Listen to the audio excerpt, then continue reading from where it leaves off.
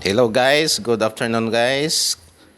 Adlaw karon nga Sabado, pizza 16 sa Disyembre, tuig 2023. Update na po ta guys sa ato ang vlog para sa alas 5 sa hapon nga draw sa ato ang Jerwin vlog.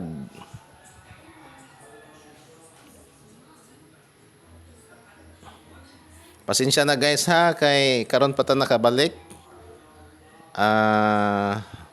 Alang sa atong guide combination sa atong short trees para sa alas 5 nga draw. Short trees guide combination alang sa ato ang mga mahiligon og short trees. So 5 PM draw guys no. At tanga na to ni guys kay para magdaog na ta.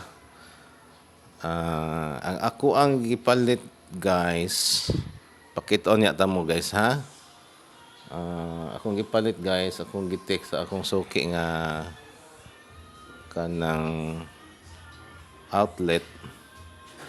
Akong gipalit guys, akong gipuno sa to ang vlog ganinang buntag guys.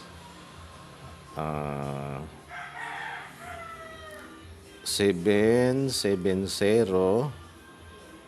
077 707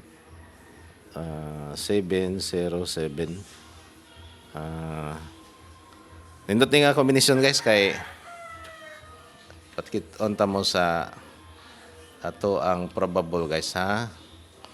Ang kaganinang kuan guys,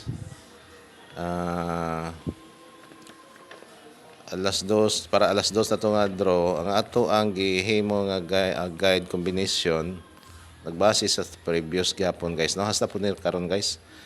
So karon ato ang gibasihan guys kining 849 no, ang 805 kani siya guys. Pakit-on ta mo ha, pagka di maklaro tanaw na to ha, pakita na ko sa inyo guys, klaro na ko sa inyo ha.